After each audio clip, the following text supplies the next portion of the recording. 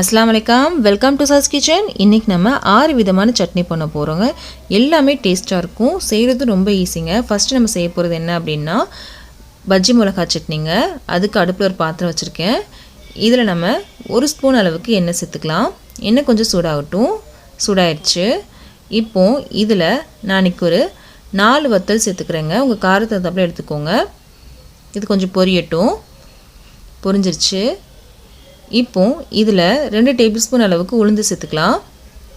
உளுந்து வந்து நல்லா பொரியணும். இங்கே பாருங்கள், இந்த மாதிரி மிளகா இருக்கும் இல்லையா, இந்த மாதிரி மிளகா 4 எடுத்துருக்கேங்க.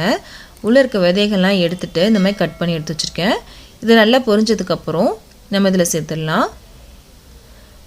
உளுந்து வந்து நல்லா பொரியணுங்க, அப்போ தான் நல்லாயிருக்கும். இங்கே பாருங்கள், நல்லா பொரிஞ்சிருச்சு. இப்போது மிளகா சேர்த்துடலாங்க. நல்லா கலந்து விடலாம். இந்த பஜ்ஜி மிளகாய் சட்னி வந்து ரொம்ப டேஸ்ட்டாக இருக்குங்க. இப்போ தேவையான அளவுக்கு உப்பு சேர்த்தாச்சு. இது கொஞ்சம் வதங்கட்டும். இங்கே பாருங்கள், வதங்கியிருக்கு. இப்போ கொஞ்சம் நான் இன்றைக்கி 2 மீடியம் சைஸ் தக்காளியை நான் கட் பண்ணி வச்சுருக்கேன். அதையும் நம்ம சேர்த்துடலாம். தக்காளி நல்லா வதங்கணுங்க. இங்கே பாருங்கள், தக்காளி நல்லா வதங்கிருச்சு. அதில் தண்ணிலாம் வெளியே வந்துச்சு பாருங்கள். இப்போ அடுப்பை சிம் பண்ணிட்டேன். மூடி போட்டு மூடிடலாம். இருக்க தண்ணியெல்லாம் நல்லா வற்றட்டும். இங்கே பாருங்கள், நல்லா வத்திருச்சு தண்ணியெல்லாம். நடுவில் ஒரு கிளறி விட்டேங்க. தண்ணியே இல்லை பாருங்கள். இப்போ நான் அடுப்பு ஆஃப் பண்ணிட்டேன். இது நல்லா ஆறுனதுக்கப்புறம் மிக்ஸி ஜாருக்கு மாற்றிக்கலாம். மாற்றிட்டேன் பாருங்கள். இதை வந்து தண்ணி சேர்க்காமல் நல்லா அரைச்சிட்டு வந்துடலாம். அரைச்சிட்டேங்க. இதை ஒரு பவுலுக்கு மாற்றிக்கலாங்க. அவ்வளோதான், நமக்கு சட்னி ரெடி ஆயிடுச்சு. இதில் நம்ம தாளித்து கொட்டிடலாம். கடுகு உளுந்த பருப்பு கருவேப்பிலை சேர்த்து நம்ம தாளித்து கொட்டிடலாங்க. தாளித்ததுக்கப்புறம் நீங்கள் கலந்து விட்டுக்கோங்க.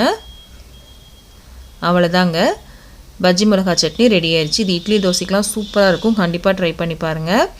இதுக்கு அடுத்து நம்ம என்ன செய்ய போகிறோம் அப்படின்னா வெங்காய சட்னி செய்ய போகிறோம். அதுக்காக அடுப்பில் ஒரு பாத்திரம் வச்சுருக்கேங்க. இதில் 2 ஸ்பூன் அளவுக்கு எண்ணெய் சேர்த்துக்கலாம். நான் சேர்க்குறது பார்த்திங்கன்னா நல்லெண்ணெய். இதில் நான் இன்றைக்கி 5 வத்தல் சேர்க்குறேங்க. உங்கள் காரத்துக்கு தகுந்தாப்புல எடுத்துக்கோங்க. இது கொஞ்சம் காரமாக தான் நல்லாயிருக்கும். இப்போ பாருங்கள், நல்லா பொரிஞ்சிருச்சு. இப்போது இதில் 1 டீஸ்பூன் அளவுக்கு வெந்தயம், 1 டேபிள் ஸ்பூன் அளவுக்கு தனியா, 5 பூண்டு, இதுக்கப்புறம் கொஞ்சம் புளி சேர்க்குறேங்க.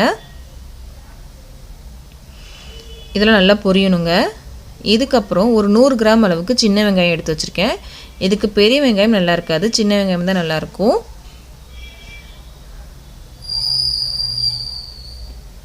நல்லா கலந்து விடலாம். இதுக்கப்புறம் கொஞ்சம் மஞ்சள் பொடி, அப்புறம் தேவையான அளவு உப்பு சேர்த்துக்கலாங்க. இந்த வெங்காயம் பூண்டுலாம் பார்த்திங்கன்னா கொஞ்சம் வதங்கணும். ஒரு கண்ணாடி பதம் வரணும் இல்லையா, அது வரைக்கும் வதக்கிக்கலாங்க. இங்கே பாருங்கள், வதங்கிருச்சு. இப்போ நான் அடுப்பு ஆஃப் பண்ணிட்டேங்க. இது நல்லா ஆறட்டும். மிக்ஸி ஜாருக்கு மாற்றிக்கலாம். ஆறட்டும், வெயிட் பண்ணலாம். ஆறிடுச்சு. மிக்ஸி ஜாருக்கு மாற்றிட்டேன். இதை அரைச்சிட்டு வந்துடலாம். அரைச்சிட்டு வந்துட்டேன்.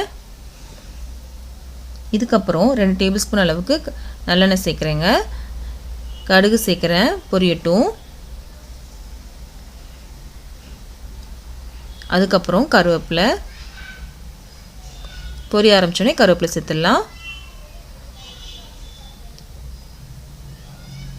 இதுக்கப்புறம் நம்ம அரைச்ச சட்னி இதில் சேர்த்துடலாங்க.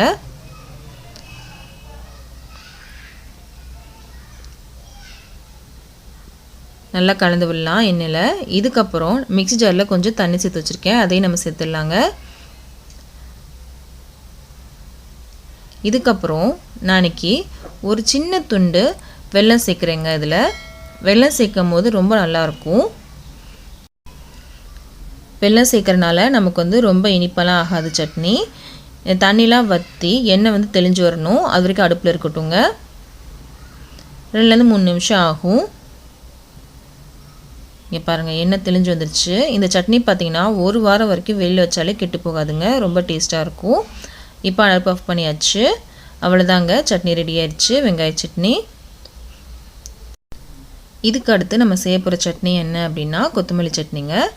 அதுவும் பார்த்திங்கன்னா ஹோட்டல் ஸ்டைலில் செய்ய போகிறோம். அதுக்காக அடுப்பில் ஒரு ஸ்கிலெட் வச்சுருக்கேன். ஃபஸ்ட்டு நம்ம 3 டேபிள் ஸ்பூன் அளவுக்கு உளுந்து இருக்கு இல்லையா, அதை வந்து வறுத்து எடுத்துக்கலாம். ட்ரை ரோஸ்ட் தாங்க பண்ணணும், எண்ணெய் எதுவும் சேர்க்க வேண்டாம். நல்ல செவக்க வறுக்கணும். நல்லா செவக்க வறுக்கணுங்க, நல்லா மரம் வரணும். கருக விட்டுறாதீங்க. நல்லா வறுபட்டுருச்சு. இப்போ எடுத்து தனியாக வச்சிடலாங்க ஒரு பிளேட்டில். இங்கே பாருங்கள், நல்லா பிளேட் எடுத்து வச்சாச்சு. கருகவே நல்லா செவக்க வறுத்து எடுத்தாச்சு. இப்போ இதில் 1 ஸ்பூன் அளவுக்கு எண்ணெய் சேர்த்துக்கலாம். இதுக்கு மேலே எண்ணெய் சேர்க்க வேண்டாம். இப்போது 2 பச்சை மிளகா சேர்க்குறேங்க.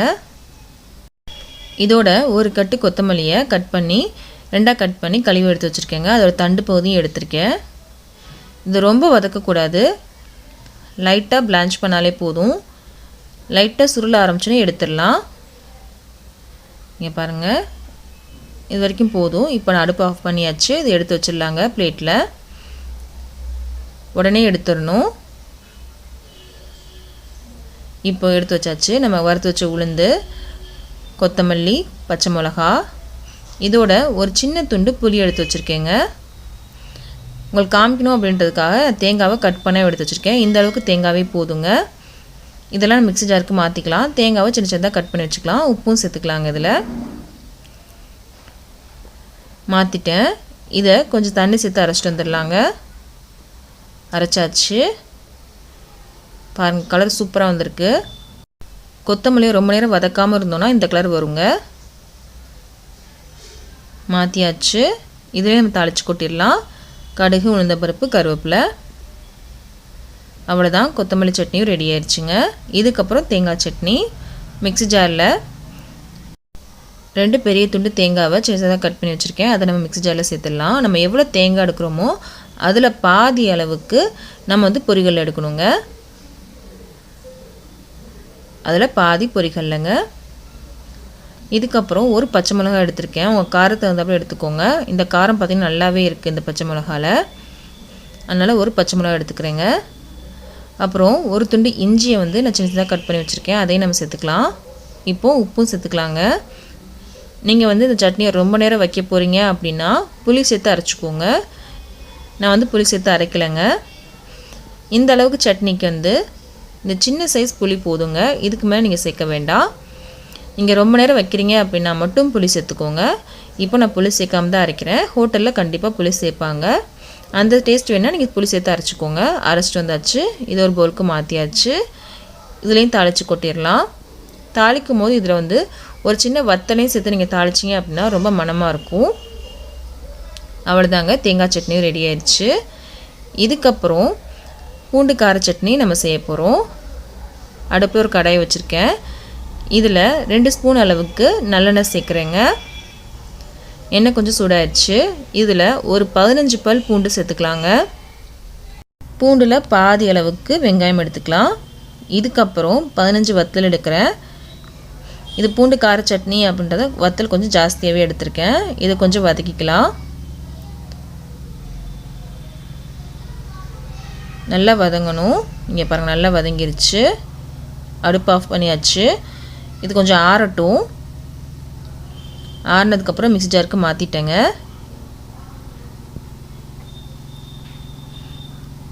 இப்போ இதில் உப்பு சேர்த்து அரைச்சிட்டு வந்துடலாம். கொஞ்சம் தண்ணி சேர்த்து கூட அரைச்சிக்கலாம். அரைச்சிட்டு வந்துட்டேன். இதுக்கப்புறம் அதே கடாயை தான் அடுப்பில் வச்சுருக்கேன். இப்போது இதில் நம்ம எண்ணெய் சேர்த்துக்கலாம். நம்ம காரம் கொஞ்சம் ஜாஸ்தி சேர்த்துருக்கனால கொஞ்சம் நல்லெண்ணெய் ஜாஸ்தியாகவே சேர்க்குறேன். ஒரு 4 டேபிள் ஸ்பூன் அளவுக்கு சேர்த்துருக்கேங்க.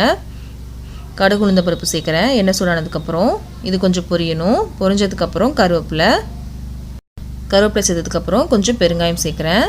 இதெல்லாம் நல்லா பொரிஞ்சதுக்கப்புறம் நம்ம அரைச்ச சட்னி இதில் சேர்த்துடலாம்.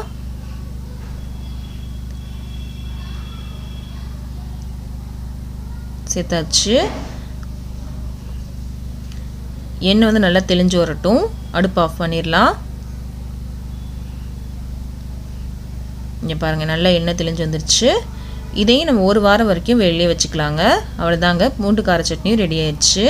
இதுக்கப்புறம் வேர்க்கடலை சட்னி செய்ய போகிறோம். அதுக்காக அடுப்பில் ஒரு ஸ்கிலெட் வச்சுருக்கேன். நான் இன்றைக்கி எடுத்துருக்கேன் பார்த்திங்கன்னா பச்சை வேர்க்கடலை தான். அதனால் நான் இன்றைக்கி வறுக்க போகிறேன். நீங்கள் வறுத்த வேர்க்கடலை எடுத்திங்கன்னா நீங்கள் வறுக்கணும்னு அவசியம் இல்லைங்க. 2லேருந்து 3 நிமிஷத்துக்குள்ளே நல்லா வறுபட்டுரும். வறுபட்டுருச்சு. இது தனியாக எடுத்து வச்சிடலாங்க. இதே ஸ்கிலெட்டில் 1 ஸ்பூன் அளவுக்கு எண்ணெய் சேர்க்குறேங்க. எண்ணெய் சேர்த்துக்கப்புறம் ஒரு கைப்பிடி அளவுக்கு சின்ன வெங்காயம், இதுக்கப்புறம் ஒரு 5-6 பல் பூண்டு, அதுக்கப்புறம் வத்தல் சேர்க்குறேங்க. உங்கள் காரத்துக்கு தகுந்தாப்புல எடுத்துக்கோங்க. இதுக்கப்புறம் 1 டேபிள் ஸ்பூன் அளவுக்கு தனியா, 1 டேபிள் ஸ்பூன் அளவுக்கு சீரகம், இதோட உப்பு சேர்க்குறேன். ஒரு தக்காளியை சின்ன சின்னதாக கட் பண்ணி வச்சுருக்கேங்க. அதையும் நம்ம சேர்த்துடலாம். இந்த தக்காளி தான் இப்போ சேர்க்குறேன். இதில் நல்லா வதங்கணுங்க. தக்காளி சேர்த்ததுக்கப்புறம் ஒரு சின்ன துண்டு புளியை சேர்க்குறேங்க. தக்காளி நல்லா வதங்கணுங்க. நல்லா வதங்கிருச்சு பாருங்கள். இப்போது நம்ம வறுத்து வச்சுருந்தோம் இல்லையா வேர்க்கடலை, அது வந்து தோல்லாம் எடுத்து வச்சுருக்கேன். அதையும் நம்ம சேர்த்துடலாம். ஒரு கிளறிட்டு அடுப்பு ஆஃப் பண்ணிடலாம். இது நல்லா ஆறட்டும். மிக்ஸி ஜாருக்கு மாற்றி அரைச்சிக்கலாங்க. ஆறிடுச்சு. மிக்ஸி ஜாருக்கு மாற்றிட்டேன். கொஞ்சம் தண்ணி சேர்த்து கூட அரைச்சிக்கலாம். அரைச்சிட்டு வந்துட்டேங்க. இது ஒரு பவுலுக்கு மாற்றிட்டேங்க. இப்போது இதில் தாளித்து கொட்டுறேங்க. கடுகு, உளுந்தம்பருப்பு, கருவேப்பிலை சேர்த்து தாளித்து கொட்டிடலாம். அவ்வளோதான். சட்னிலாம் உங்களுக்கு பிடிச்சிருக்கும்னு நம்புகிறேன். பிடிச்சிருந்துச்சி அப்படின்னா கண்டிப்பாக லைக் பண்ணுங்கள், ஷேர் பண்ணுங்கள், கமெண்ட் பண்ணுங்கள். மறக்காமல் நம்ம சேனலை சப்ஸ்கிரைப் பண்ணிக்கோங்க.